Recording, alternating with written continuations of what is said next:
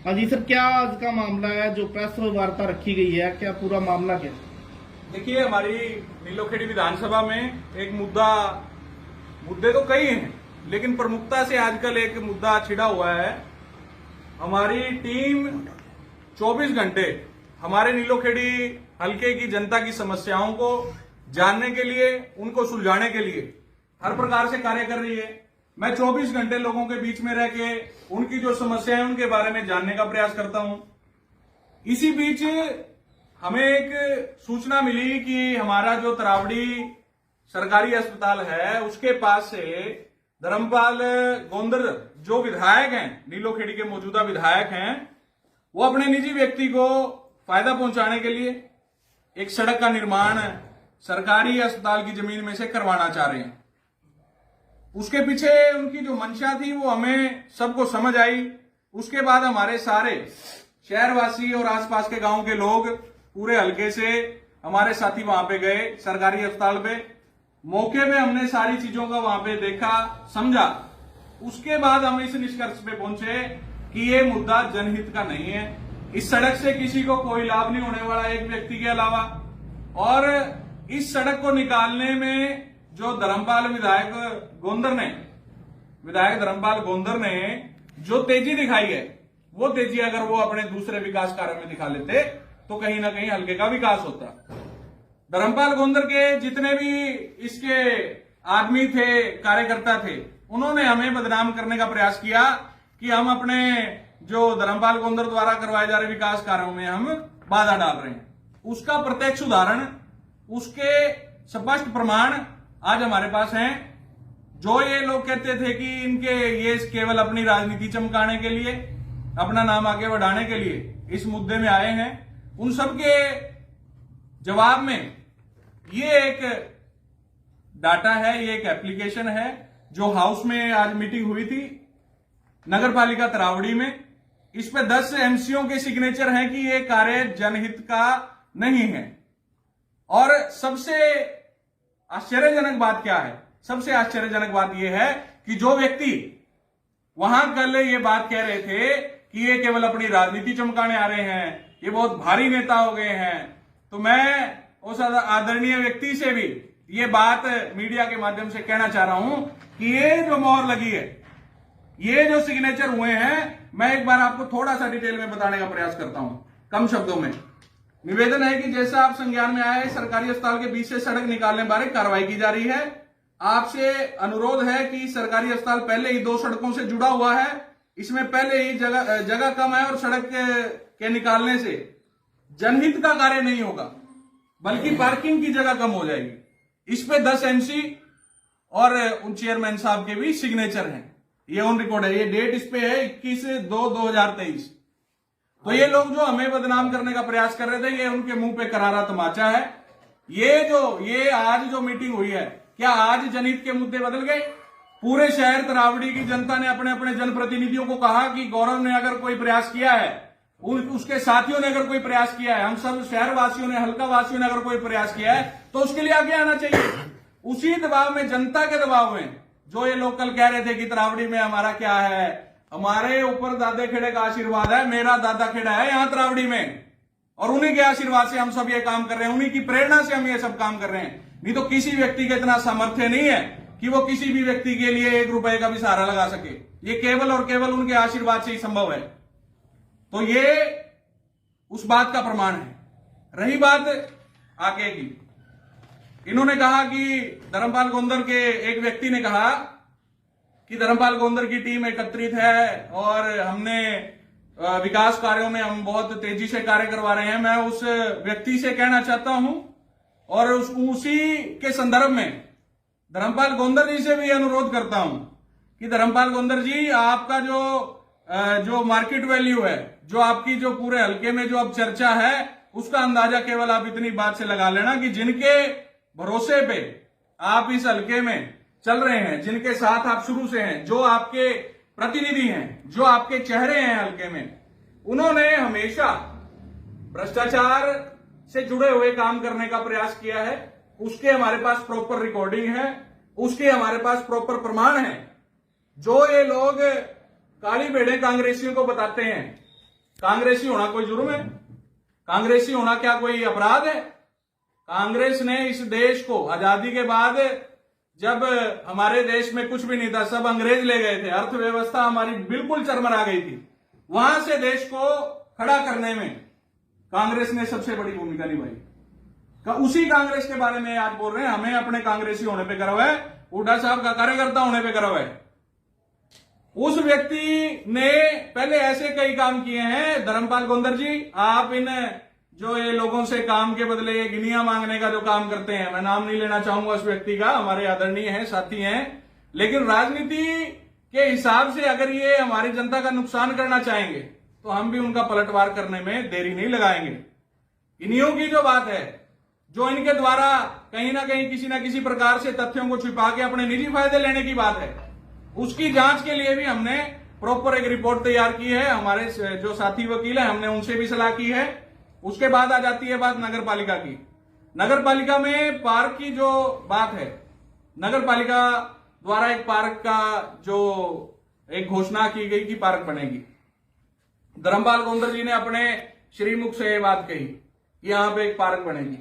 हमारी पार्क बन रही है वहां जो किले के पास, थोड़ा शहर से वो बाहर। हमने ये बात रखी कि जो इधर वाले जो दूसरे कोने पे हमारी तरावड़ी की जनसंख्या लगभग 40,000 है, वोट हमारी 18,000 है, लेकिन जनसंख्या हमारी 40,000 के करीब है तरावड़ी शहर की। तो जो इस कोने के लोग हैं, शहर के इस कोने के लोग हैं, उनके लिए यहां पे कोई अलग से व्यवस्था करवाई जाए। उसमें हमारे साथ उसी वार्ड के, जिसकी बात इन्होंने कही, हमारे आदरणीय साथी ने कही कि वहां के लोग क्या पार्क का इस्तेमाल नहीं करेंगे, उसी वार्ड के व्यक्ति हमारे साथ, जो एमसी थे, मौके के मौजूदा एमसी थे, वो हमारे साथ वहां पे खड़े थे। 2 वार्डों के एमसी हमारे साथ वहां पे खड़े थे। उनकी ये मांग थी। इन्होंने हमेशा से लोगों को बहलाने का, फुसलाने का, लोगों को बरगलाने का काम किया है।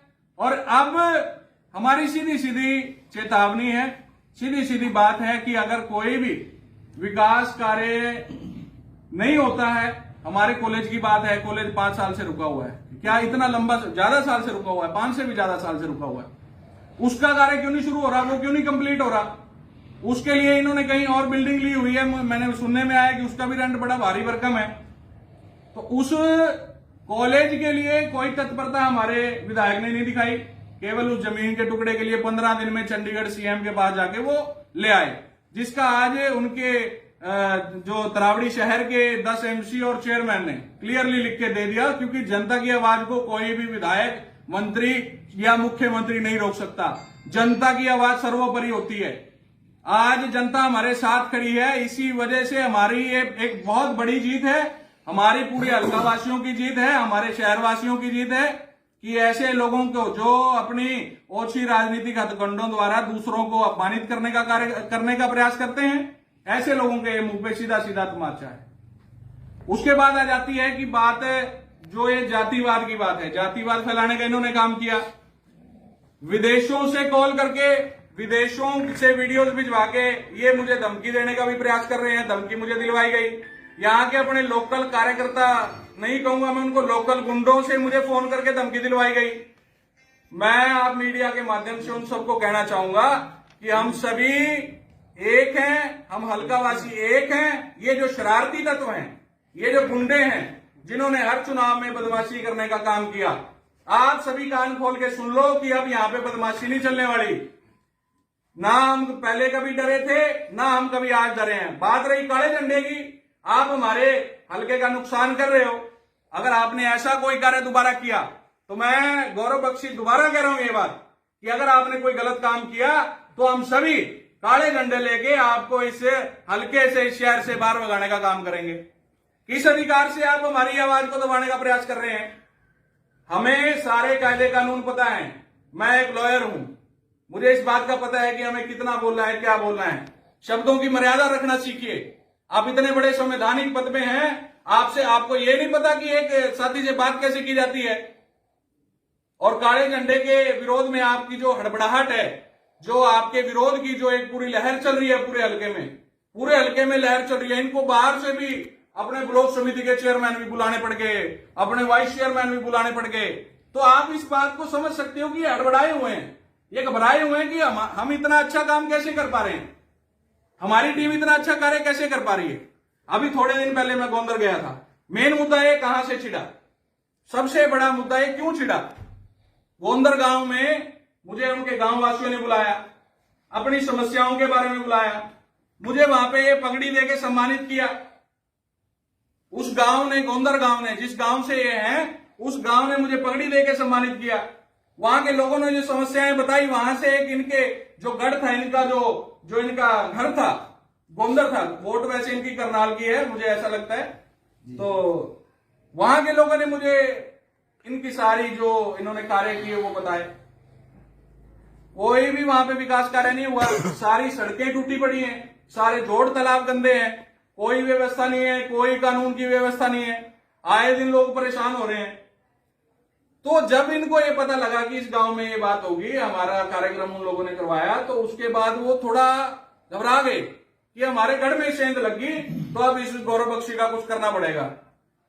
अलग अलग हथकंडों से हमें रोकने का प्रयास कर रहे हैं। मैं डेली, आप मेरी सोशल मीडिया देख सकते हैं, आप हमारी जो मीडिया के साथी भी आप लगातार मेरी खबरें छापते हैं, आप देख सकते हैं कि मैं हर गांव में जाता हूं, हर गांव का मुद्दा उठाता हूं। हर गांव में मैंने हर व्यक्ति से मिलकर उनकी समस्याएं पूछने का, उनके काम करवाने का और उनकी समस्याओं को सुलझाने का प्रयास किया है। उसके बाद अब जो मुख्य बात है, मुख्य बात यह है कि जो ये लोग इस हल्के में एक लोगों को बहलाने फुसलाने का अपने दोगले चेहरे जो लोगों के सामने लाते हैं। अब ये जो मौजूदा विधायक है, ये आजाद विधायक बनाया है जी, लेकिन ये राजनीति उस पार्टी की करने लग जाता है, आए दिन किसी नई पार्टी के लोगों से मिलने लग जाता है, इसकी रोज विचारधारा चेंज हो जाती है। समर्थन इसने दे रखा है बीजेपी वालों को। ये मिलता है हमारे जो नेता हैं हमारे, उनसे निवेदन करता है जी हमें भी दर्शन दे दो जी। तो ये सारी चीजें क्या हमारे पास नहीं है। तो इन चीजों को हमने बड़े प्यार से, बड़ी मर्यादा में रह के हमने इस चीज को सुधारना है। हमारे लोगों में जो प्रेम प्यार की भावना है, भाईचारे की भावना है, उसको बना के रखना है। ये आप धमकी भरे कॉल आप चाहे मेरे पास दिन में 100 करवा लो, गौरव बख्शी ना पहले कभी डरा ना आगे डरेगा। लोगों की, जनता की सेवा में 24 घंटे खड़ा हूं और खड़ा रहूंगा।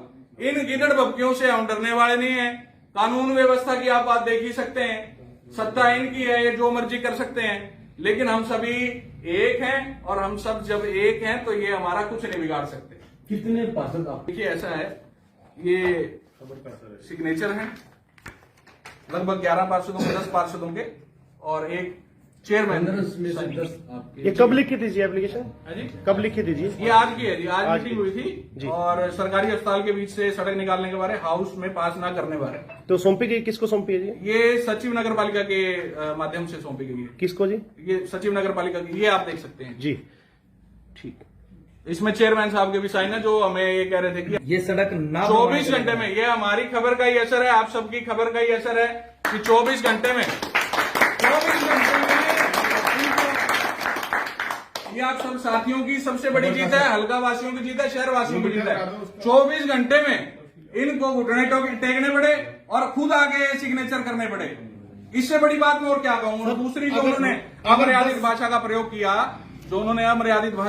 किया, मैं उनको कहना चाहता हूं भी आप हमारे आदरणीय हैं और मैं उसके विषय में कोई उन पर टिप्पणी नहीं करना चाहता, आप सभी जानते हैं। अगर 10 से 11 MC अगर इस चीज में सहमत नहीं है, फिर भी ये सड़क बनाने के पीछे लगे हुए हैं, आखिर राज क्या है, किसको क्या फायदा इस सड़क से? राज ये है कि जी एक हमारे धर्मपाल गोंदर जी के निजी व्यक्ति हैं, उनको वो फायदा पहुंचाना चाहते हैं। उनका जो एक जो उसमें प्रपंच में, उनके तिलिस्म में सारे हम लोगों को फंसाना चाहते हैं कि यहाँ से लोगों को फायदा हो जाएगा, ऐसे हो जाएगा, वैसे हो जाएगा। खुद उन्होंने एक बात कही कि 10 मीटर आगे एक अलग गली है जी, उसी व्यक्ति ने बात कही कि 10 मीटर आगे एक अलग गली है, वहां पशु बैठे रहते हैं, वहां से नहीं जा सकते, यहाँ गली निकाल दो, यहाँ से चले जाएंगे। पशु की बात आप खुद देखिए कि चेयरमैन मौके का वहां पे खड़ा है, धर्मपाल गोंदर के प्रतिनिधि वहां पे खड़े हैं, ये जो पुराने अध्यक्ष वगैरह एक बने हुए थे ये भी वहां पे खड़े थे, तो उनको ये बात कहते हुए शर्म नहीं आई? भी आवारा पशुओं का मुद्दा कौन सुलझाएगा?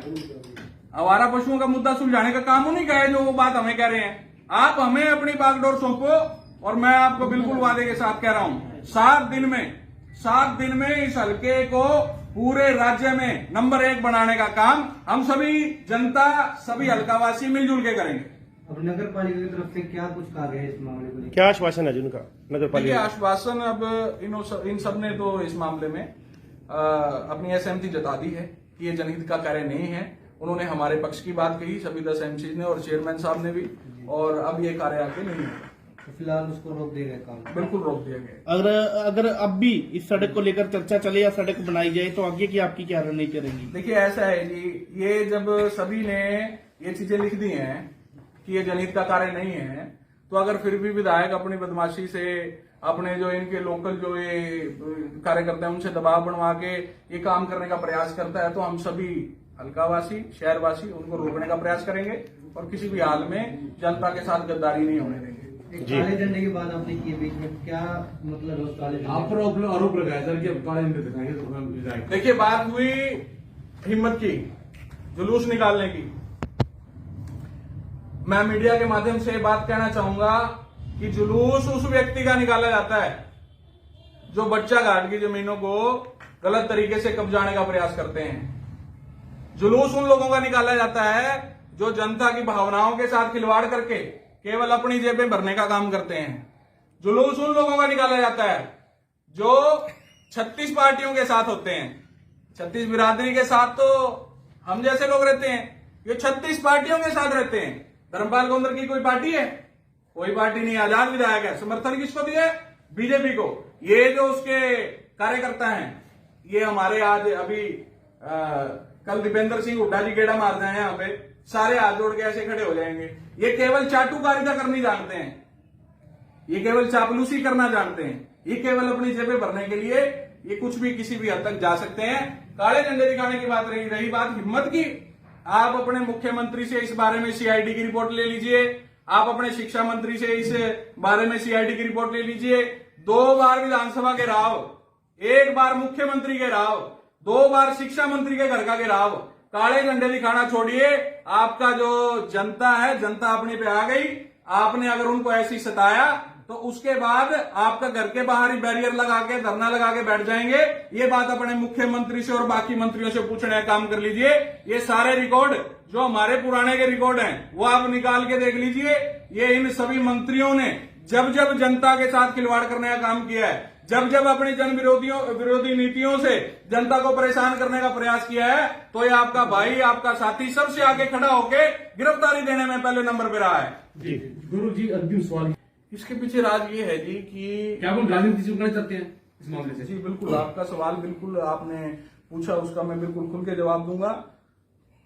राजनीति अगर लोगों की सेवा करने से चमकती हो, लोगों के काम होने से चमकती हो, गरीब को अनाज मिलने से चमकती हो, लोगों को अच्छी सुविधाएं मिलने से चमकती हो, तो आप कह सकते हैं कि हम अपनी राजनीति चमका रहे हैं। हमारा मुख्य उद्देश्य है कि हमने राजनीति के माध्यम से हमारे लोगों को एक अच्छा जीवन, एक अच्छी शिक्षा, एक अच्छा सुरक्षा व्यवस्था, कानून व्यवस्था हमारे प्रदेश में और देश में स्थापित हो। हमारी ये लक्ष्य है। हमने पूरा जीवन अपना इसी मामले में समर्पित किया हुआ है। हमने अपना पूरा जीवन इस राजनीति को समर्पित किया हुआ है।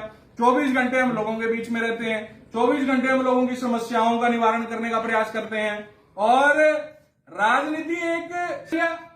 राजनीति इन्होंने एक डील बना ली, चुनाव से 6 महीने पहले आ जाएंगे, बैनर लगा देंगे, पोस्टर लगा देंगे और मिलने लग जाएंगे लोगों से, गाड़ियां तो उड़ाने लग जाएंगे अपनी बड़ी बड़ी, भी हम ये चुनाव में इतनी अमाउंट लगाएंगे, फिर हम चुनाव जीत जाएंगे, फिर हम इतनी की इतनी गुना कर लेंगे। ये इनके लिए एक डील है। हमारे लिए राजनीति हमारा जीवन है, क्योंकि हमने अपना जीवन पूरा समाज को और इस समाज की सुरक्षा के लिए और इस समाज के विकास के लिए समर्पित किया है। अंतिम, और नीलोखेड़ी वासियों से, सभी साथियों से यही अनुरोध है कि आप इन जो ये लोग हैं, ये जो राजनीति के माध्यम से आपके निचोड़ने का प्रयास करते हैं, आपका शोषण करने का प्रयास करते हैं, आप इनको पहचानिए। ये 12वीं फेल व्यक्ति ये हमारे ऊपर राज कर रहे हैं, तो इसका हम इनको ऐसा मौका ही क्यों दें? हम इनको ऐसा मौका ही क्यों दें? अब जो समय है, अब युवाओं का समय है, युवा ही आगे आएंगे। बड़े बुजुर्गों के आशीर्वाद से, बड़े बुजुर्गों की शिक्षा से, मार्गदर्शन से हम युवा राजनीति में आए हैं और हमारे पास वो विजन है। हमारे